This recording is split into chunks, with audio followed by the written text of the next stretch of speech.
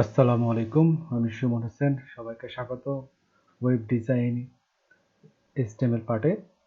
তো আজকে আমরা HTML এর টেবিলের পার্টটা শিখব। খুব গুরুত্বপূর্ণ একটা ব্যাপার। আমাদের যত ধরনের ইনফরমেশন আছে, সমস্ত ইনফরমেশন এই টেবিলের মাধ্যমে আমরা ডিসপ্লে করে রাখি। তো শুরু করা যাক। প্রথমে আমরা একটা নিউ ফাইল নিলাম, যেটা অলরেডি আছে। তো আমরা এটাকে ফাইল সেভ এস, আমাদের যে ফোল্ডারটা তৈরি করা ছিল, ওয়েব একটা ফোল্ডার তৈরি করা ছিল ওয়েব ডিজাইন। এখানে আমরা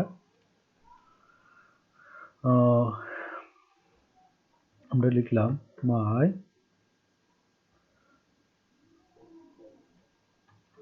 ডাটা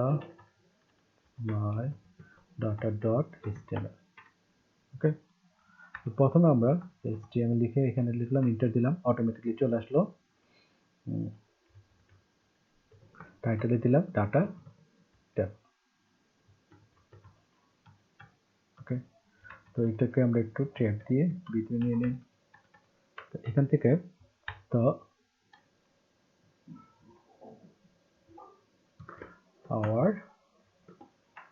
আমরা একটা h3 হেডার নিয়ে দিলাম, ইনফরমেশন ডিসপ্লে।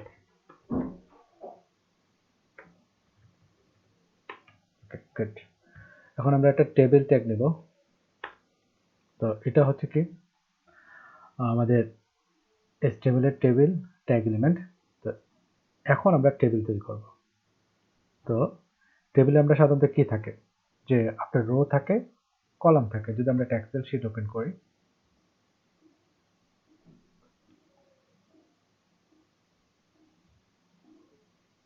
তো এইভাবে যেটাকে থাকে সেটাকে আমরা কি বলতেছি, রো। আর এইটাকে আমরা কি বলতেছি, কলাম।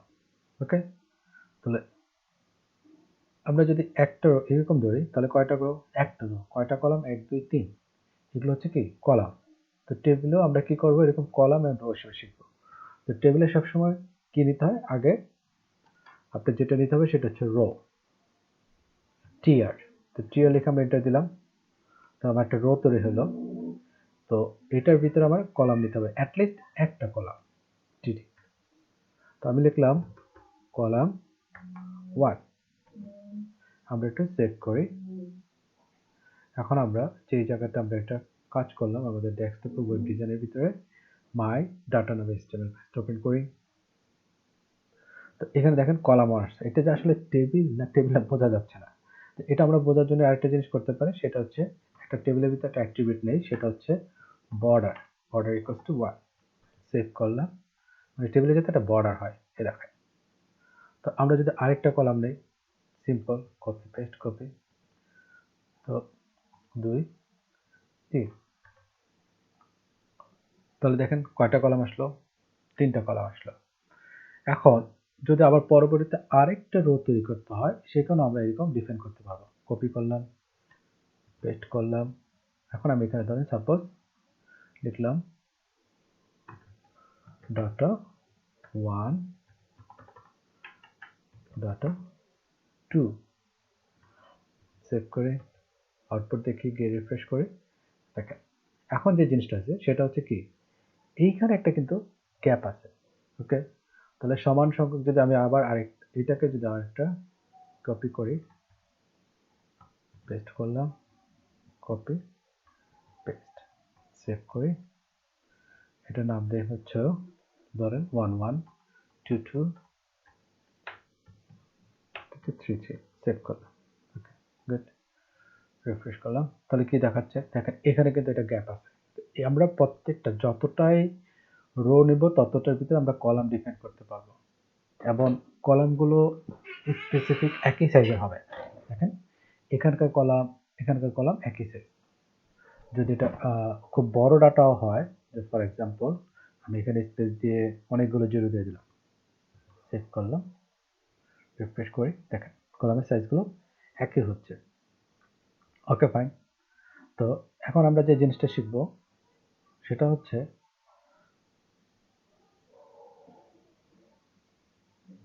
যে আমাদের এই যে লেখাটা, আমরা টেবিলের ইনফরমেশন, এগুলো সব হচ্ছে কি ইনফরমেশন। এগুলো হচ্ছে টেবিলের হেডার, এটা হচ্ছে কি টেবিলের data.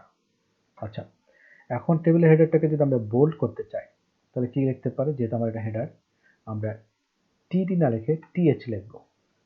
TH TH TH TH TH save করলাম, রিফ্রেশ করলাম, তাহলে দেখেন আমার টিএইচ নাম্বার আসলো, আবার এটা হেডার হিসেবে কনসিডার হলো এবং অটোমেটিকলি সেন্টারে চলে আসলো। ওকে, এখন এটা হচ্ছে আমাদের একটা সিম্পল টেবিল, ঠিক আছে। এখন আমরা আরেকটু ডিটেলস, তার মানে হচ্ছে কি আমরা যতগুলো রো নেব এবং রোর ভিতরে যতগুলো কলাম নেব, কলামের মাঝখানে যে ইনফরমেশনগুলো লিখবো সেগুলো টেবিলের মধ্যে চলে আসবে। Very simple. এখন আমরা একটা দ্বিতীয় একটা টেবিল শিখব। আমরা লিস্টে নিলাম টেবিল 2। এখানে আমরা একটু ডিফারেন্ট জিনিস শিখবো। দেখেন টেবিল, তো টেবিলের 3টা পার্ট আছে। বেসিক্যালি যদি আমরা খুব ভালোভাবে স্টার্ট করি তাহলে প্রথম নিতে হবে টেবিল হেডার, টি হেড, এটাকে বলা হয় টেবিল হেডার। তারপরে দ্বিতীয় যে পার্টটা থাকে সেটাকে বলা হয় টি বডি। ওকে, দ্বিতীয় পার্ট। তারপরে কি থাকবে? টি ফুটার। ওকে, তৃতীয় পার্ট। এগুলো আমরা কেন করতেছি দেখেন, এই টি হেড টি বর্ডার এগুলোর ভিতরে কিন্তু আমাদের রো গুলো ডিফাইন করতে হয়। প্রত্যেকটা কাজের ক্ষেত্রে আমরা রো ডিফাইন করে নেব। তাহলে আমি একটা রো ডিফাইন করলাম, আমরা এখানে লিখলাম যেহেতু আমার টি হেড, তাহলে আমরা একটা রো কলাম নেব, সেটা লিখলাম। আর যেহেতু কলাম টিএইচ দিই বেটার হবে, একটু বোল্ড দেখাবে। আমরা এখানে লিখলাম ফ্রুট নেম, আর একটা জিনিস লিখতে হচ্ছে প্রায়। ওকে, তো এখন আমরা একটু সেভ করি, সেভ করে রিফ্রেশ করি। এটা একটা সিম্পল টেবিল, আমরা একটু বর্ডার দিয়ে দিই তাহলে জিনিসটা ক্লিয়ার হবে। বর্ডার 1। আচ্ছা,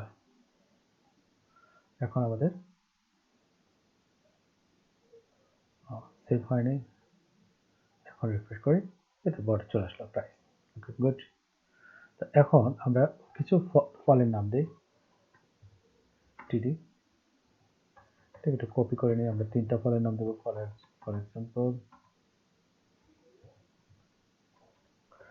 প্রথমে আমাদের কি নিতে হবে? রো। তারপর আমাদের কয়টা আসবে? 2টা, যেহেতু আমাদের 2টা উপরে একটা 2টা ইনফরমেশন 2টা কলাম, তো আমাদের প্রত্যেকটা রো অ্যাটলিস্ট 2টা করে কলাম রাখা আমাদের জন্য রাখতে হবে। ওকে, তাহলে আমরা এখানে লিখলাম, তাহলে আমরা কয়টা রো নিলাম? 2টা রো নিলাম এবং প্রত্যেকটা রোয়ের ভিতরে 2টা করে কলাম বা টেবিল সেলও বলতে পারেন, এগুলো এক একটা টেবিল সেলের মতো কাজ করে। ওকে, তো এই রোর ভিতরে কয়টা সেল? 2টা সেল। তাহলে আমরা লিখলাম ম্যাঙ্গো, তার প্রাইস হচ্ছে লগা পিডিটি 120 টাকা কেজি। তারপর ধরেন ব্যানানা, তারপর হচ্ছে বিডিটি 110 ডিয়ার জেট ডর্জন পার ডর্জন। ওকে, তারপর আমরা লিখলাম সাপোজ ওয়াটার মিলন বিডিটি ধরেন 250 টাকা পার পিস। সেভ করলাম, রিফ্রেশ করি। খুবই সিম্পল, এখানে আমাদের নাম চলে আসলো। তো ফুডের নাম বানানা, কত টাকা কেজি, এত কেজি। ওকে, তো এখানে আমরা একটা হেডার ফুটার নিলাম।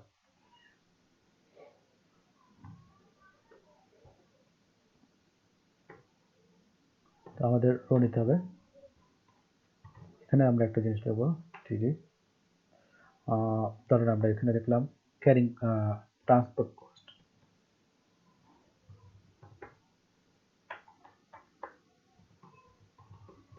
কস্ট 20 টাকা পার কেজি। রিফ্রেশ করি, তাহলে দেখেন এখানে আসতেছে কি চলে আসলো। এখন একটা কোশ্চেন আসতে পারে যে আসলে উপরের টেবিলটা আর এই টেবিলটার মধ্যে তো কেমন পার্থক্য নেই। আমি তাহলে শুধু যে হেডার নিলাম, বডি নিলাম, ফুটার নিলাম, ঠিক না? যে ফুটারটা এটা আন্ডার আসবে, সরি, ফুটার আন্ডার আসলো, হেডার নিলাম, বডি নিলাম, ফুটার নিলাম। তো এটা আসলে বেসিক্যালি কি কাজ করতেছে? এখন দেখেন এইখানে একটু প্রথমটাতে চলে আসি। এই রোটা আমরা প্রথমে ডিক্লেয়ার করছি, যদি আমরা কেটে নিয়ে এটাকে নিচে ডিক্লেয়ার করি তাহলে কি হয়? দেখেন নিচে চলে আসলো, কারণ এটা পজিশনগতভাবে সে নিচে আছে, সেজন্য নিচে চলে আসলো। আমরা আবার আগের জায়গায় ফেরত দিয়ে দিই। কিন্তু আমি হেডার যদি পুরোটাকে কেটে ফুটারে নিয়ে আসি তাহলে কি হওয়ার কথা ছিল? ফ্রুট নেম এবং প্রাইস নিচে চলে আসার কথা ছিল। রিফ্রেশ করি, দেখেন কোনো চেঞ্জ নেই। কারণ হচ্ছে আমি যখন বলে দিচ্ছি এটা আমার হেডার পার্ট, অতএব আমি টেবিলের যেই অংশই লিখি না কেন সে আমাকে সবসময় টপে রাখবে। আমরা দেখেন এই যে ফুটার পার্টটাকে আমি যদি কেটে উপরের দিকে নিয়ে যাই টেবিল একদম শুরুতে, তাহলে রো হিসাবে এটা প্রথমে আসার কথা ছিল। সেভ করি, রিফ্রেশ করি, কিন্তু দেখেন কোনো পরিবর্তন নাই। তার কি মনে বোঝাচ্ছে? তাহলে এইটা আমার পজিশনগতভাবে অ্যাসাইন করতেছে। তাহলে আমরা অ্যাকচুয়ালি স্ট্যান্ডার্ড হচ্ছে কি টি বডি টি ফুটার দিয়ে আমরা শিখব। আসেন এবার একটা, যদি আমাদের কলাম কম বেশি হয় তাহলে আমরা কি করব? টেবল 3, ওকে, আমরা এইটাকে আমরা একটু কপি করে নিয়ে আসি, তাহলে আমাদের জন্য সুবিধা হবে। কপি, পেস্ট, সেভ করলাম। এখন আমি চাচ্ছি এই যে একটা যে গ্যাপ আছে, এই দুইটা গড় মিলে একটা হোক, মানে এখানে দুইটা সেল মিলে একটা সেল আসবে। তাহলে দেখেন এটা হচ্ছে কি দুইটা কলাম, ঠিক আছে? দুইটা কলাম মিলে একটা সেল হবে, ওকে। দুইটা কলাম মিলে যখন একটা সেল হবে তখন আমার কি করতে হবে? খুবই সিম্পল। কোন দুইটা সেল মিলে একটা সেল হবে? এটা হচ্ছে ডাটা 2, মানে হচ্ছে কি আমার দ্বিতীয় রোর ডাটা 2 সেলটা, এই যেটা, এটাকে চাচ্ছি হচ্ছে কয়টা ঘর দখল করবে? দুইটা ঘর, এই একটা সেল, এই একটা সেল, মানে দুইটা কলাম। তাহলে কয়টা কলাম এক্সটেন্ড করবে দুইটা কলাম টোটাল। তো আমরা লিখবো কলাম আর 2, সেভ করলাম, রিফ্রেশ করি, দেখেন এটা কিন্তু পুরো ঘরটা দুইটা ঘরকে নিয়ে দিচ্ছে। ঠিক একই রকম ভাবে আমরা আরেকটু দেখাই।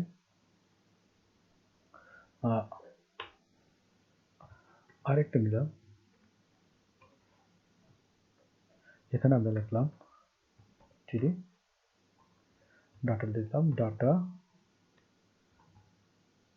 111, ওকে। এখন একটু দেখেন এখন কি হচ্ছে। আমি চাচ্ছি যে এই দুইটা ঘরটা খালি আছে, আমি চাচ্ছি এই ডাটাটা এইভাবে দুইটা, মানে কি বলবে, রোতে যাতে স্থান নেয়, সে দুইটা রো স্থান নেবে, ওকে।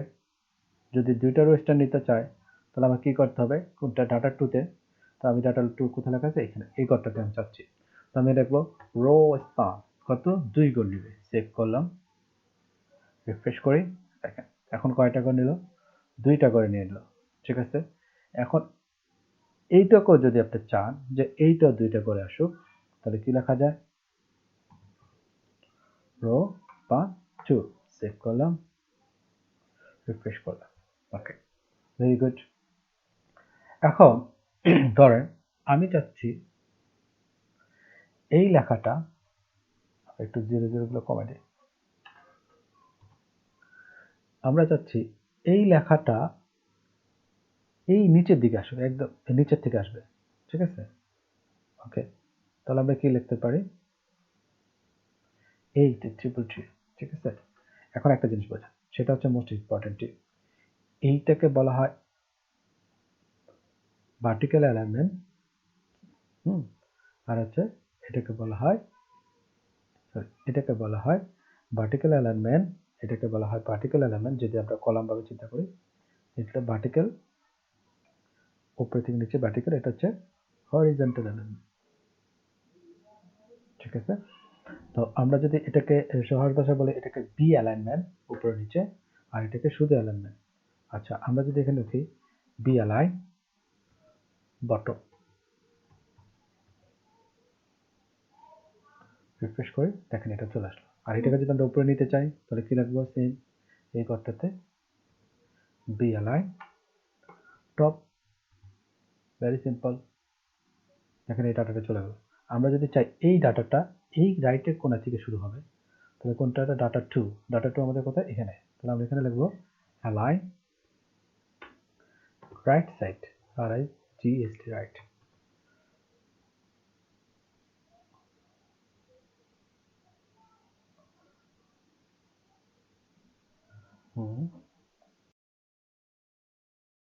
আমরা আচ্ছা, এখানে যেটা আমরা লাইট কোথায় লিখছিলাম? কলাম, সরি এখানে কলাম 2 তে হবে না, এটা হবে আমাদের ডাটা 2 তে। রাইট। সেভ করি, রিফ্রেশ করি, দেখুন রাইটে চলে গেল। তো ইনিশিয়াল পর্যায়ে কোথায় ছিল? লেফটে। তো আমরা রাইটে চলে গেলাম। তাহলে এখন আমরা আবার একটু ওভারভিউ করি। যদি আমরা একটা সিম্পল টেবিল তৈরি করতে চাই, প্রথমে টেবিল ট্যাগ নিব, ট্যাগ লেবেল দিব, এবং বর্ডার দিলে আমাদের এটা টেবিলের বর্ডার দেখাবে। তারপর হচ্ছে যদি আমরা প্রত্যেকটা টেবিলকে আমরা একটা রো হিসেবে কনসিডার করবো। একটা টেবিলকে প্রথমে আমরা রো হিসেবে জেনারেট করতে থাকবো, যতগুলো রো দরকার পড়ে। তো প্রথমে আমরা রো ডিক্লেয়ার করলাম, রোর আন্ডারে 3টা টিএচ নিলাম, টেবিল হেডার নিলাম, সেটার মধ্যে লিখলাম কলাম 1, কলাম 2, কলাম 3। তো লেখার কারণে আমাদের যেভাবে কলাম 1, কলাম 2, কলাম 3 আসলো। পরবর্তীতে আমি আরেকটা রো নিলাম, সেটার ভিতরে কিন্তু আমি 2টা সেল নিছি বা 2টা টেবিল সেল নিছি। তাহলে ডাটা 1, ডাটা 2, সেজন্য 2টা জায়গা নিছে। পরবর্তীতে কিন্তু 3টা সেল নিছি, 3টা ডাটা নিছে। আর তারপরে যেটা আমরা 3 নাম্বার টেবিলের ক্ষেত্রে দেখেন, আমরা কিন্তু টেবিলের কলামকে এক্সটেন্ড করছি। ঠিক আছে, এখানে 2টা কলাম এক্সটেন্ড করছি, এখানে রো কে এক্সটেন্ড করছি। কিভাবে? যদি কলাম এক্সটেন্ড করি তাহলে আমাদের লিখতে হবে কি?